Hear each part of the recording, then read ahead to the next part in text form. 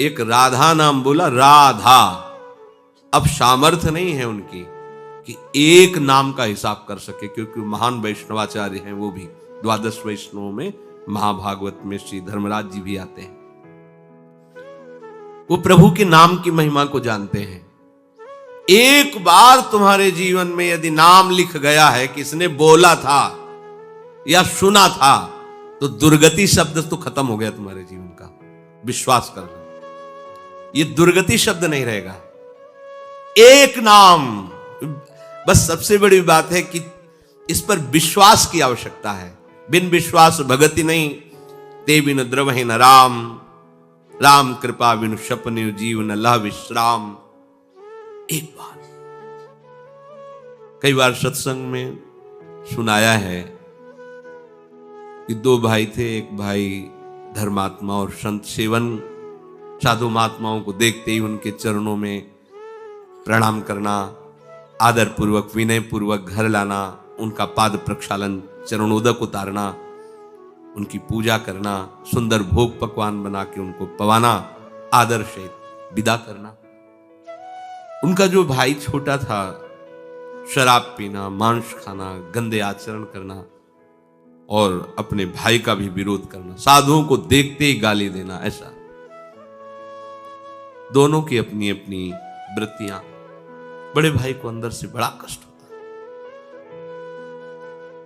एक ही गर्भ से पैदा हुए हैं, पर कैसा ये असत आचरण करता है। कब इस पर भगवान की कृपा होगी। एक दिन अयोध्या के संतों की मंडली वहां से पधार रही थी। पहले संत जन पद यात्रा ही करते थे। उसका स्वभाव था संतों की सेवा। विनय किया तो संत श्रद्धा देखते हैं, उनके आदर भाव को देखकर घर गए। जो ही प्रसाद पाने को बैठे तो उसी समय वो शराब पी के लड़खड़ाता हुआ वहां से, क्योंकि घर तो एक ही था, वो ऊपर रहता था। पहले संतों से कहा, प्रभु नाराज मत होना, ये हमारा भाई पर ऐसे कुसंग को प्राप्त होकर दुष्ट स्वभाव वाला हो गया है। वो संतों को गाली देते हुए ऊपर चला गया। प्रसाद पवाया और घुटने टेक कर कहा, प्रभु क्या इसका भी उद्धार हो सकता है। तो उनमें जो मुखिया थे संतों में, उन्होंने कहा, आप चिंता मत करो, भगवान के नाम में बड़ी सामर्थ है। अभी हम उपाय कर देते हैं जिससे इसकी दुर्गति नहीं होगी। संतों से कहा, तुम इनके घर से बाहर निकलो। तो शंख घंटा नाद करते हुए निकले। उसको कमरे में पता चला शंख घंटा नाद से कि संत जन गए। तो अपने भाई को गाली देने के लिए कमरे से जो ही बाहर निकला, तो जो मुखिया संत थे वो खड़े ही थे। वो बाल ब्रह्मचारी उठा पटक दिया उसको, और नशे में ही था। छाती में चढ़ के बैठ के बोले, बोल राम राम। नहीं बोलेगा तो जान से मार देंगे, बोल राम राम। वो नहीं बोलेगा, वो गर्दन था, बोल। उसने सोचा कि बोल देने से प्राण बच जाएंगे, इतना तगड़ा बाबा जी ऊपर बैठा है, ज्यादा देर बैठा रहा तो फिर तो राम राम, बड़े ऐसे ही उपहास पूर्व या अश्रद्धा पूर्व राम राम। बोले, बेटा इसकी कीमत कभी मत लेना। अरे बोले, चल कीमत मत, चलो। अब वो तो जानता ही नहीं ना प्रभु के नाम और प्रभु के भक्तों को। नीचे उतर के आए, उन्होंने कहा, विश्वास करना मेरी बात का, अब इसकी दुर्गति नहीं हो सकती। कुछ समय बाद उसको कैंसर हुआ, शरीर में भयानक पीड़ाएं, शरीर पूरा हुआ। यमपुरी में पहुंचा।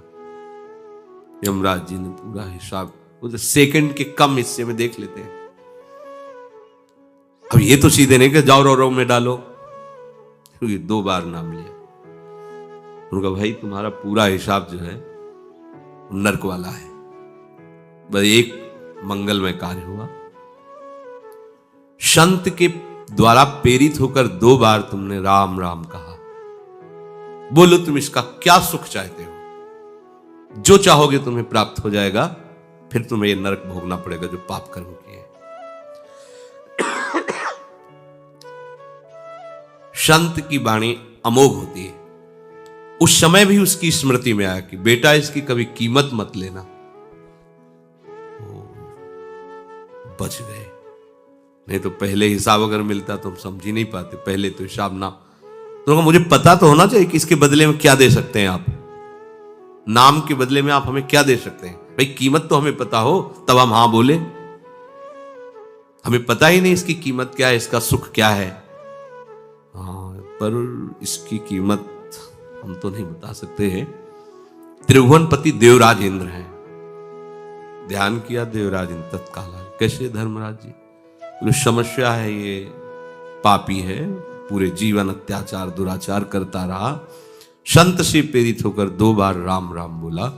अब ये कह रहा है कि इसकी कीमत क्या है, क्योंकि इसका फल देना पड़ेगा। प्रभु के नाम का फल, ये तो हमारी सामर्थ्य नहीं कि हम इसका। सृष्टि विधाता भगवान ब्रह्मा जी, तो उनको तो बुला नहीं सकते क्योंकि परमेष्ठी पद में इनको जाना पड़ेगा, वो बड़े पद के हैं। धर्मराज जी, देवराज जी ब्रह्मलोक पहुंचे। बीच की बात की जब कहा उनसे कि जीवात्मा से चलो साथ, कहा बोले हम लोग तो निर्णय नहीं कर पा रहे, ब्रह्मा जी करेंगे। तो बोला ऐसे थोड़ी जाएंगे, वो बहुत चतुर है। उनका पालकी लाओ, उस पर बैठ के जाएंगे। उसकी पालकी में एक तरफ देवराज इंद्र और एक तरफ धर्मराज। बोले जितने तुम्हारे भयावने दूत है ना, ये हमारे सामने भी नहीं आने चाहिए। शासन कर रहा है, 2 बार नाम सब।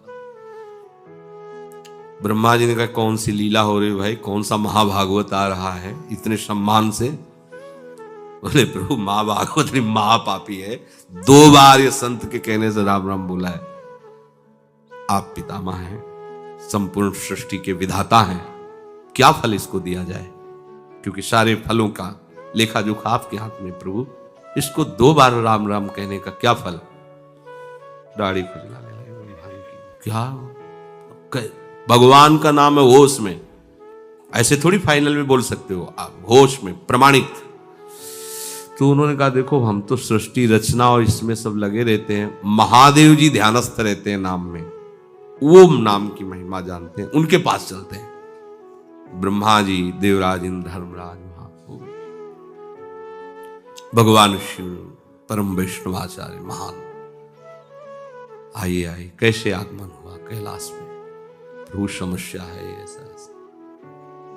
बोले पहली बात तो एक ही शब्द में हम कहते हैं कि नाम की महिमा तो पूर्ण रूप से हम भी नहीं जानते, कुछ महत्व देखा है। जैसे रा कह के हलाहल विष और मां कह के, या गले में कोई चीज रोकी थोड़ी जाती। गला एक ऐसी जगह है, जरा सा भी कुछ चला जाए खो खो खो खो से, जब तक वो निकल नहीं जाएगी तब तक वो, देखो ना किसी पूरा विष जो समुद्र मंथन से निकला, रा और मां आज भी गले में विराजमान है, और नीलकंठ से भगवान का नाम संबोधन किया जाता है उसी के कारण। बड़ी महिमा नाम की वर्णन की, पर बोले पूर्ण रूप से क्या नाम का फल है, असमर्थ है महादेव जी ने। अभी तो पूरे त्रिभुवन के बड़े बड़े अधिकारी महापुरुष जन हैं, भगवान की महिमा के सब ज्ञाता हैं, इनसे बड़ा कौन हो सकता है। अब हुआ कि आखिर निर्णय क्या किया जाए कि क्या है भगवान के नाम का फल, तो भगवान से पूछ लिया जाए। चलो साकेतपुरी, जैसे भगवान नारायण हरि लक्ष्मी जी के साथ वैकुंठ में विहार करते हैं अपने दिव्य पार्षदों के साथ, ऐसे ही भगवान रघुनाथ जी सिया जी के साथ अपने परिकर के साथ साकेत बिहारी हैं।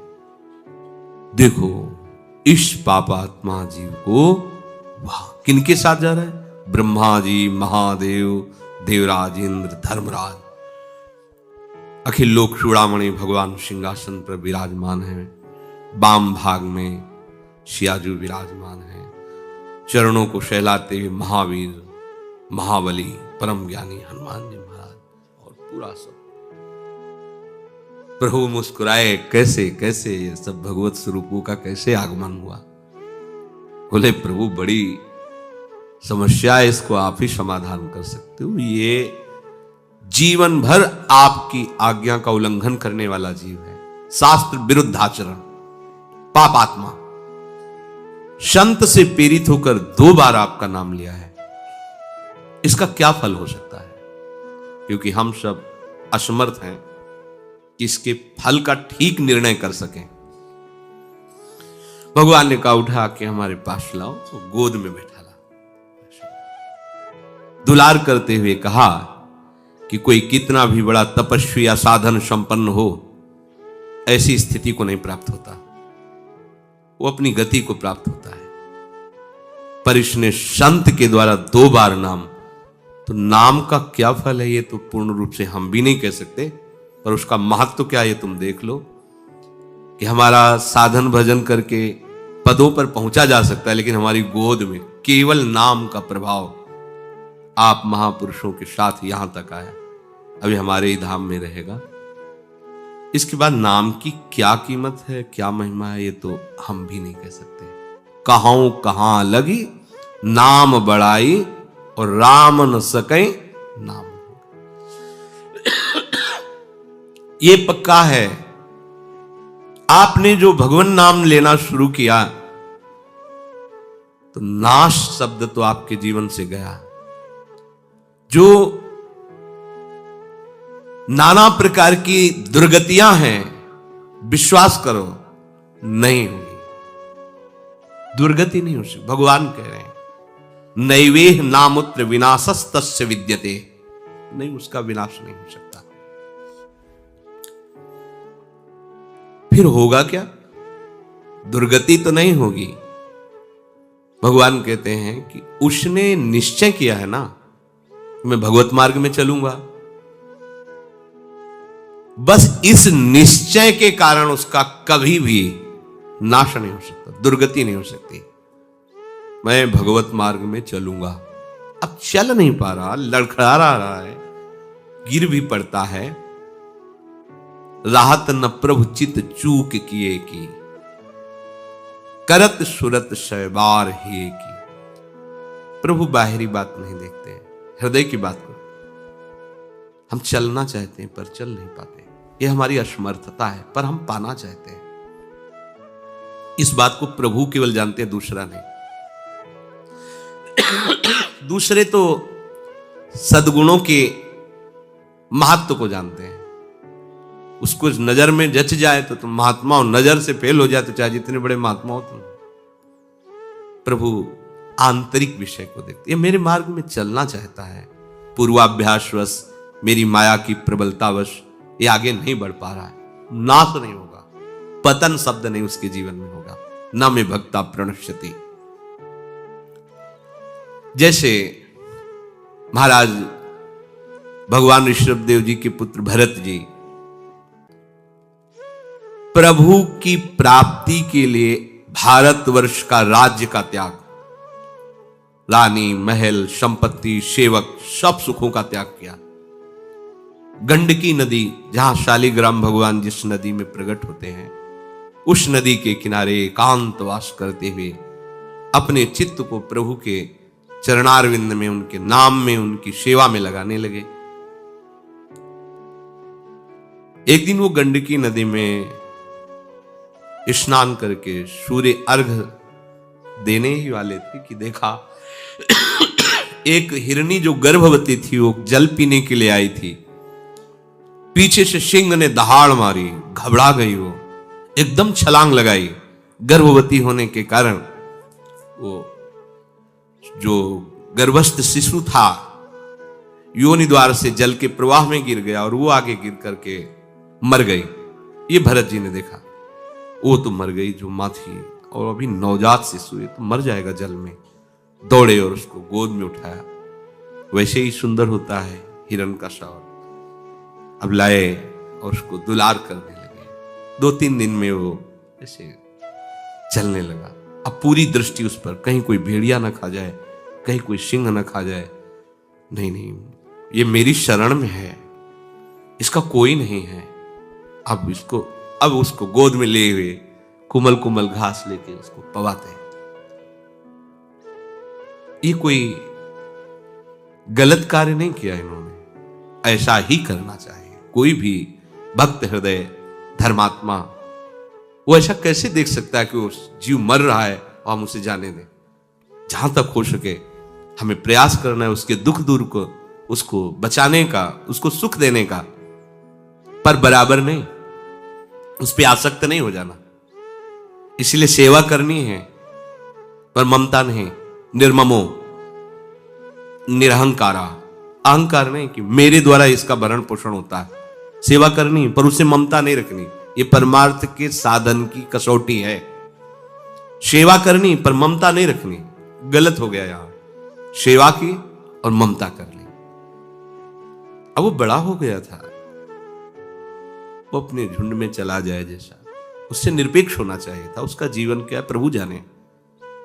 2-4-10 दिन उसको संभाल दिया और छोड़ दिया, पर ऐसा नहीं हुआ, आसक्त हो गए। अगर वो आंख मूंद के ध्यान भी करना चाहते तो हिरन ही ध्यान में आता हो, ऐसे खोल के देख लेते हैं कि कहीं उसको कोई जीव खा ना जाए। कभी कभी वो ध्यान में है, छोटे छोटे सींगों से ऐसे उनको बड़ा सुख मिलता। पुत्र परिवार का जिस लक्ष्य की प्राप्ति के लिए त्याग किया, उसी लक्ष्य में ये बाधा खड़ी हो गई और वो समझ नहीं पा रहे। कभी गले में उसको ऐसे बैठाल के जैसे अपने बच्चों के साथ दुला, ऐसे वन में अब सारा का सारा समय उसी हिरन के साथ। बड़ा वियोग वर्णन है उसमें, जो चला गया अंतिम समय उसी हिरन में आसक्त होते हैं। छूट गया, देखो मार्ग छूट गया, एकदम भजन छूट गया। भागवत में लिखा है जिस भजन के लिए उन्होंने सब का त्याग किया, उसी भजन का त्याग कर दिया। एक क्षण भी भजन नहीं कर रहे, बस उसी हिरन के बच्चे के साथ। अंतिम समय में उसी हिरन का ध्यान करते हुए उनका प्राण छूटा। अब क्या होना चाहिए था? दुर्गति होनी चाहिए थी? नहीं, ऐसा नहीं हुआ। जब हिरन बने तो पूर्ण ज्ञान प्रकाश में है। ओह, मेरी दुर्गति अर्थात उस उत्तम मानव देह से जो भगवत प्राप्ति की साधना कर रहे थे, उसमें विक्षेप और मैं हिरन के शरीर में आ गया। अब नहीं, जिस दोष के कारण हमारा ये पतन हुआ, अब नहीं। अपनी मां को छोड़ दिया, बच्चा हिरन वही गंडकी नदी के पास आए। हरी घास नहीं खाते, कहीं ममता ना हो जाए, बड़े सावधान अपने शरीर को उसी गंडकी नदी में खड़े करके जो पूर्व में मंत्र जप रहे, वही मंत्र जप रहे हिरन के शरीर में, वैसी साधना प्रारंभ। क्या पतन हुआ? भगवान के आश्रित परमार्थ में चलने वाला पथिक कभी भी पतित नहीं होता। जो बड़े बड़े परमहंसों की स्थिति होती है, हिरन की स्थिति है। गंडकी नदी में शरीर को खड़ा किए, मंत्राकार वृत्ति, हरी घास भी नहीं, सूखे तृण पत्ते खाते हैं जिससे राग ना हो जाए। शरीर छूटा, अगला जन्म ब्रह्म ऋषि के रूप में हुआ, कोई साधना नहीं करनी पड़ी। ब्रह्मबोध संपन्न महापुरुष, ज्ञान की ऊंची भूमिका में स्थित जड़ भरत के रूप में। भजन का क्रम नहीं नष्ट हुआ, साधना नहीं रुकी। ये मार्ग ऐसा नहीं 100 बार बोला है तो अब 101 बार शुरू होगा, 99 नहीं होगा। जितनी स्थिति में आप पहुंचेंगे उस स्थिति से कभी पतन नहीं हो सकता। सुरक्षित बैंक है ये भागवती, और ये आपके पास है। बताया दो नाम बोले थे, हिल गया पूरा सिस्टम ब्रह्मा का, निर्णय नहीं कर पाए। और आप अब इसमें सावधानी ये रखनी है कि हमारी बुद्धि कहीं नकारात्मक सोच में ना जाए। 2 नाम से काम चल जाएगा तो शाम के बोल देंगे राधा राधा, दिन भर दुराचार करेंगे। ऐसा नहीं, जिस नाम की इतनी महिमा है हम उस नाम को कभी छोड़ेंगे ही नहीं। हम ऐसे मार्गों का क्यों चयन करेंगे जिसमें हमें आनंद की अनुभूति ना हो? हम लोग क्या है कि अपने मन बुद्धि को नकारात्मक सोच में ले जाते हैं, प्रतिकूल ले जाते हैं कि जब इतनी महिमा, एक बार ये पाठ कर लेंगे, एक बार ये नाम ले लेंगे और खूब खुला जो मनावे सो पापाचरण करो, क्योंकि भगवान कहते हैं अहम तो हम सर्व पापेभ्यो मोक्षयिष्यामि मा शुचा, मैं तुम्हें पवित्र कर दूंगा। फिर ऐसे करने में बात तो बनेगी ही, प्रभु तो